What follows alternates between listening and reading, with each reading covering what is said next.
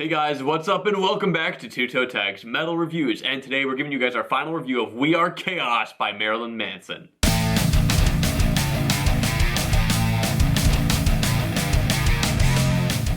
So we've listened to this album non-stop for an entire week, and I'm going to open up the floor and say that this was a pretty good album overall.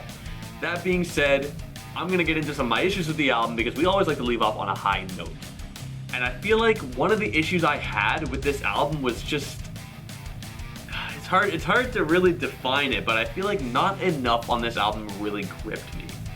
Because, you know, last week we talked about how Halfway and One Step Forward was our favorite track on the album, which I don't know if it's my number one, but for me, there are only really 3 songs on this album that I really look forward to when I listen to it. And that's Halfway and One Step Forward, Infinite Darkness, and Keep My Head Together.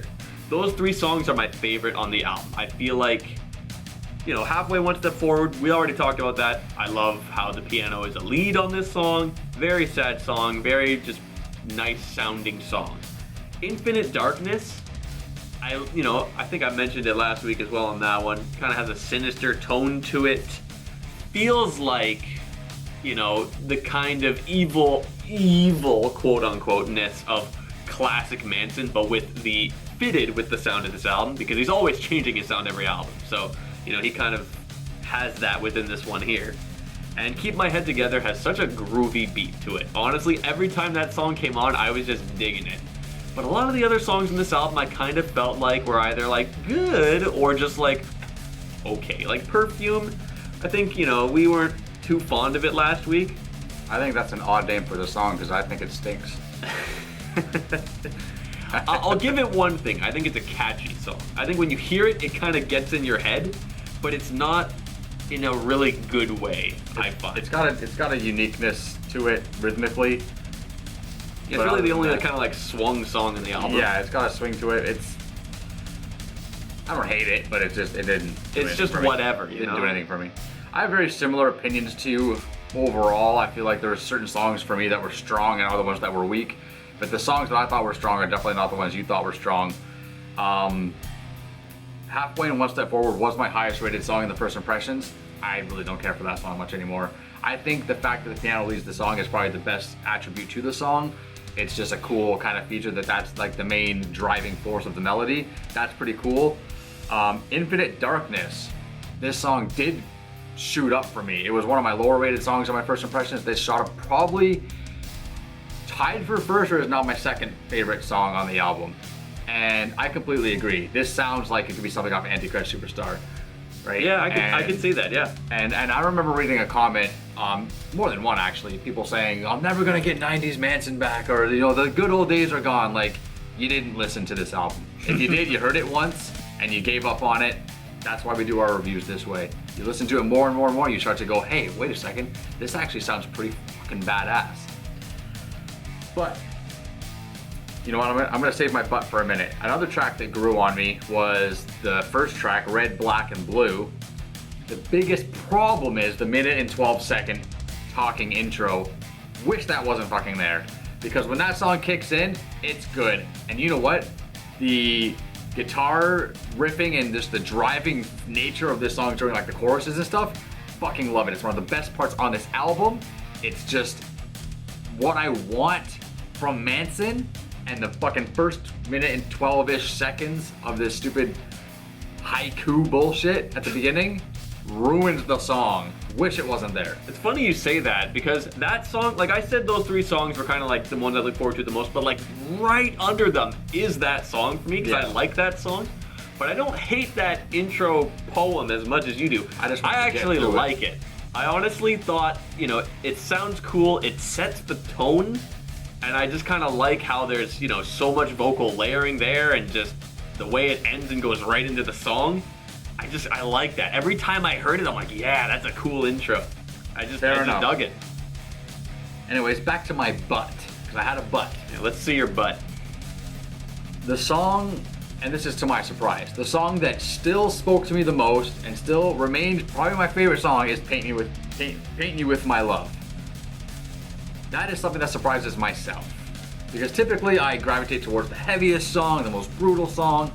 This song is the nicest sounding song on the album. It's probably the most radio friendly song on the album, other than We Are Chaos, but We Are Chaos has profanity in it.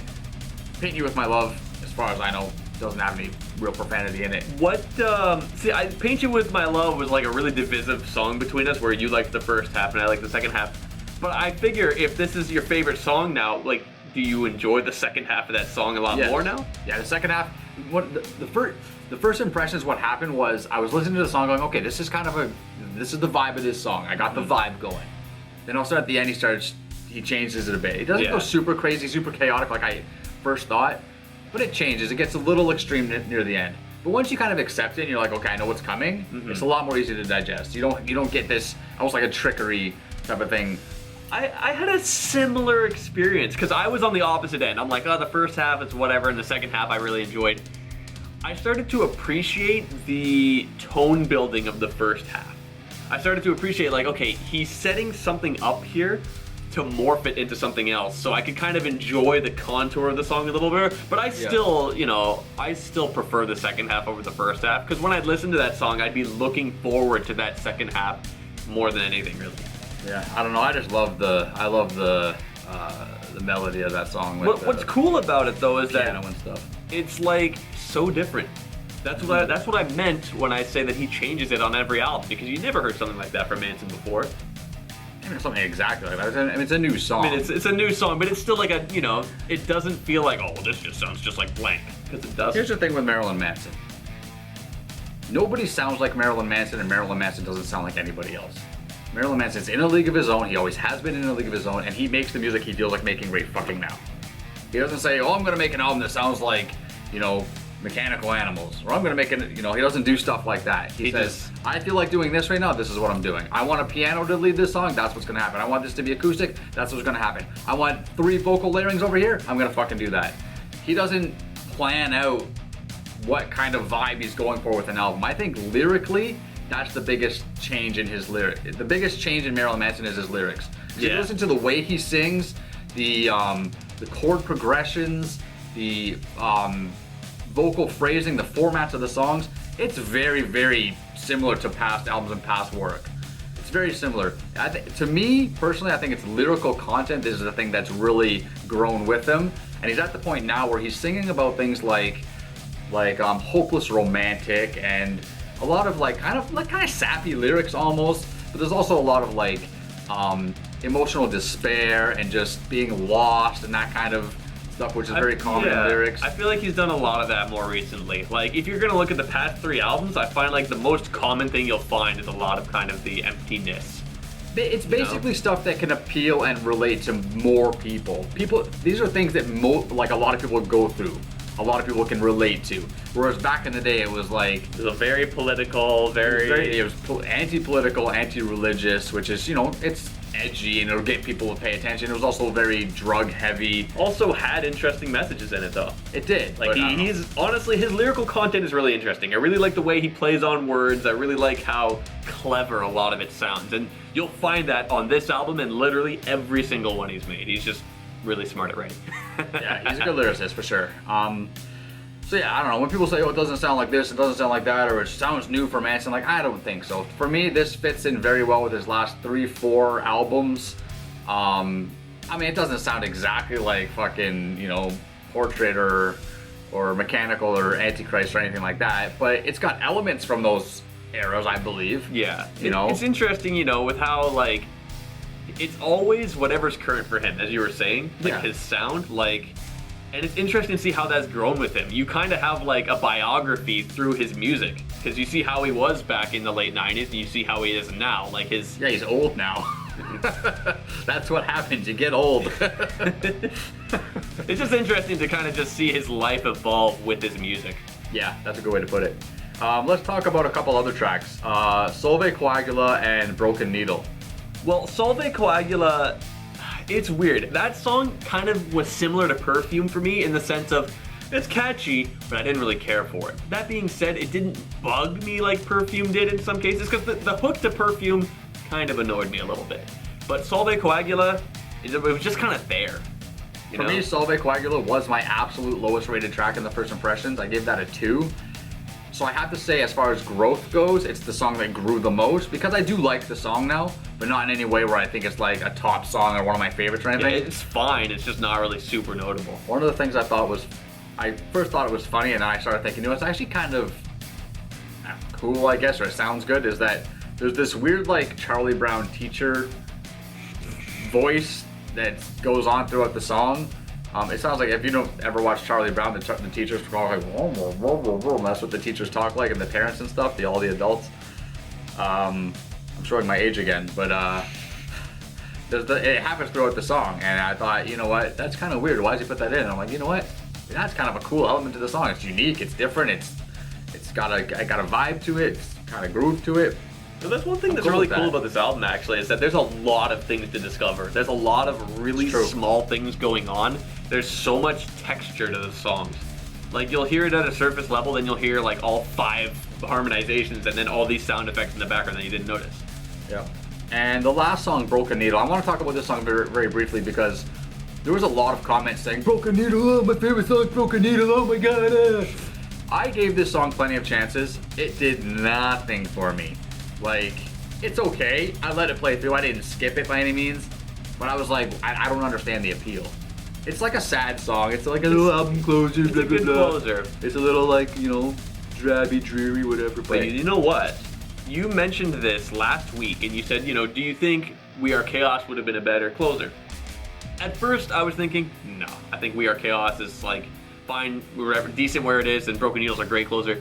But even though I still think Broken Needle's a fine closer, overall it's a fine track, but I was listening to it on shuffle one day, and Broken Needle happened in the middle of the album, and it felt acceptable. It felt like, yeah, this fits here.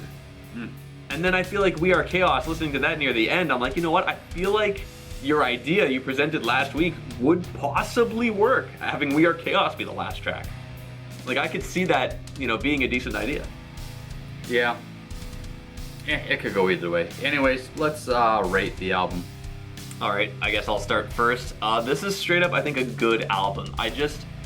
The issues I kind of have with it is just not being as, like, really memorable. There's too many tracks where I'm just either just like, whatever, or like, okay, it's decent, but it doesn't really jump out at me. But there are some tracks that are, like, seriously good that I really enjoy. It's just those are really the only things I put it on. So I'm gonna give this album a 6, because it's straight up a good album. You should check it out. Yeah, I think this album's actually pretty enjoyable as well. I didn't really have any issues with it. The only things I really skipped was the talking intro of the first track. But the album didn't really hit the spots for me like Heaven Upside Down and Pale Emperor did. I'd probably put this, if I'm comparing it to his discography, on the same level as maybe Born Villain, which is an album that did grow on me over time. So I'm gonna give it a 6 as well. I think it's good, it's worth a listen. It's just not as strong as some of his other albums, and I know a lot of you guys disagree with me or disagree with TV Fish on which album's good and which album's bad as far as Marilyn Manson goes. That's just my opinion. I thought Heaven Upside Down was much stronger than this. That got a toe tag from both of us. And also I think Pale Emperor is miles better than this as well. That probably would get a toe tag from me too. Spoiler alert if we ever reviewed the album. But yeah, 6 from me, 6 from TV Fish. So I think those are pretty fair scores for this album. Yeah, there you go, a double 6 for We Are Chaos by Marilyn Manson. And that's all we got for you guys today. So remember to like the video if you like it, and comment. Tell us in the comments below, after a week after this album's release, what are your thoughts? Where would you rank it among the rest of his discography? Because he's got a lot of albums. There's a lot of different sounds out there for this one artist. So we'd love to know what you guys think. Remember to subscribe if you guys are new to the channel, and remember to come back every single day to our channel to vote on the best metal band in the world tournament. I'm TV Fish. And I'm Vile Self. And we'll see you guys later.